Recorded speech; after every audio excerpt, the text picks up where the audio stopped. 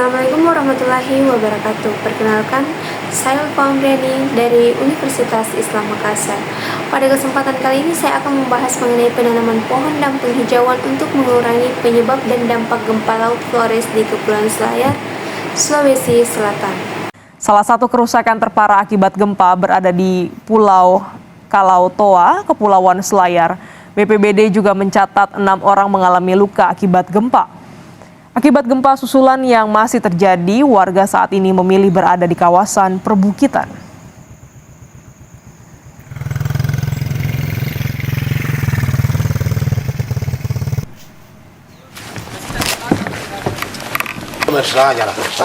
Bupati Kabupaten Kepulauan Selayar Muhammad Basli Ali tiba di Pulau Kalautoa, Kepulauan Selayar, Sulawesi Selatan.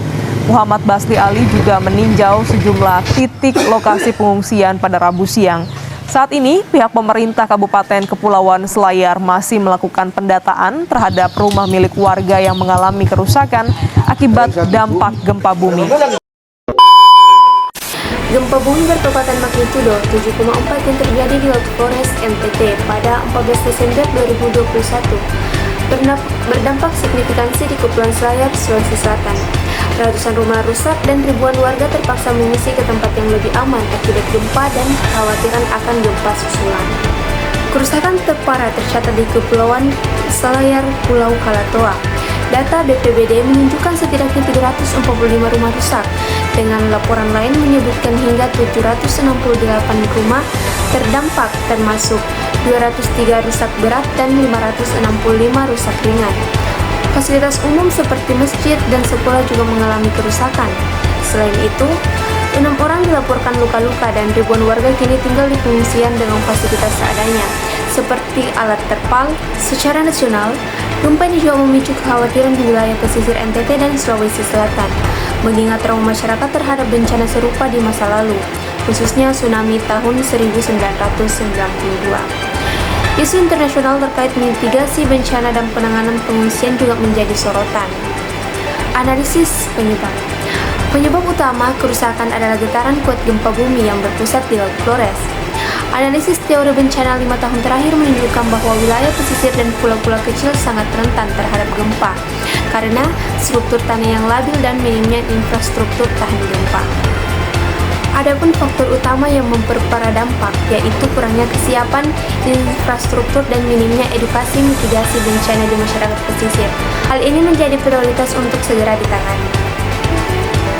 Adapun rencana dan solusi yang dapat kita lakukan yaitu penguatan infrastruktur bangunan tahan gempa, kemudian edukasi masyarakat tentang mitigasi bencana dan evakuasi mandiri, kemudian peningkatan fasilitas pengungsian yang layak dan aman. Dan yang paling penting yaitu penanaman pohon dan penghijauan untuk mengurangi resiko longsor dan memperkuat tanah di daerah rawan gempa, khususnya di daerah NTT yang gempanya bisa berdampak ke Kepulauan Selayar. Selanjutnya yaitu rencana efektif. Rencana paling efektif adalah kombinasi antara edukasi mitigasi bencana, pembangunan infrastruktur tahan gempa, serta penghijauan lingkungan.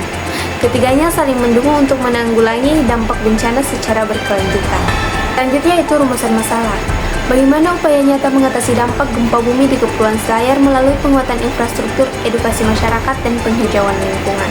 Selanjutnya itu tujuan riset. Upaya nyata yang dilakukan adalah memperkuat ketahanan masyarakat menghadapi gempa melalui edukasi, pembangunan infrastruktur tahan gempa, dan penanaman pohon di kawasan rawan bencana. Kemudian pun langkah rancangan solusi yaitu sosialisasi dan pelatihan mitigasi bencana di sekolah dan masyarakat. Kemudian pembangunan rumah dan fasilitas umum tahan gempa. Kemudian yang terakhir yaitu program penanaman pohon di kawasan rawan longsor dan gempa.